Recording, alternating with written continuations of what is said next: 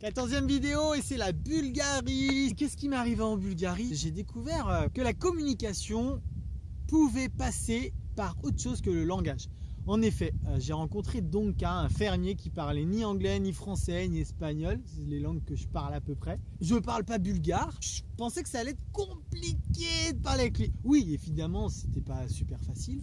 C'était un peu limité. Mais on a quand même réussi à communiquer et on a quand même réussi à partager des super moments.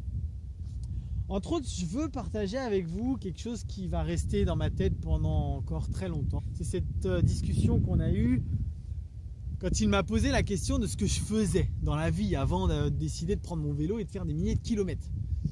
Je lui ai dit, bah écoute, je travaillais dans un grand groupe industriel français, mais tu faisais quoi? Ouais, je travaillais dans des projets éoliens offshore. Oui, ok, d'accord, mais tu faisais quoi de ta tête et de tes mains quoi, toute la journée? Bah, la plupart du temps, j'étais sur mon PC, travaillais sur des mails, réunions, des fois en voyage. Et là, il me regarde, vachement surpris en fait de savoir qu'on peut passer toute une journée à faire ça.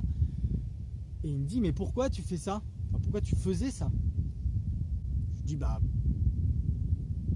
j'allais pas lui dire que ça me faisait kiffer non plus, hein. J'allais pas lui mentir, c'était quelqu'un que je connaissais depuis pas longtemps, j'avais pas commencé cette relation par une mauvaise note. Donc je lui dis, bah, pour gagner de l'argent. Il me dit, ouais, ok, mais pourquoi?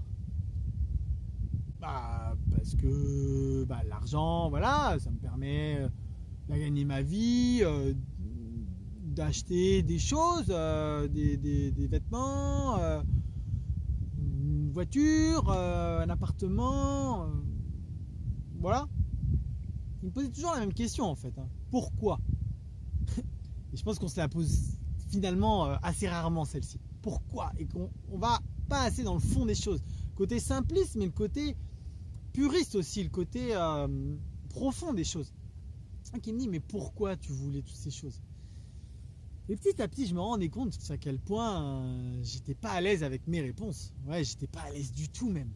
Il m'a mis ma tête dans mon caca, hein, si je peux dire. C'est qu'il m'a fait prendre conscience que je passais la plupart de mon temps dans une société, assis sur une chaise pour m'acheter des choses qui seront complètement inutiles à mon bien-être. Alors si, c'est utile à ce que l'environnement et la société dans laquelle on vit a construit dans ma tête là. Effectivement, j'ai vécu comme ça et cette personne-là, donc ce fermier qui m'a invité à venir prendre une ferme à côté de chez lui. Bon, j'avoue, je suis pas encore prêt pour prendre une petite ferme en Bulgarie, dans le fin fond de la Bulgarie.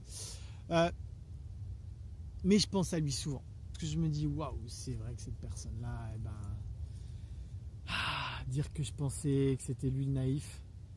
En fait, non, c'est moi le naïf. C'est moi qui étais naïf. C'est moi qui avait l'impression d'avoir besoin de choses matérielles, superficielles pour être heureux. Alors que non, en fait, on n'en a pas besoin.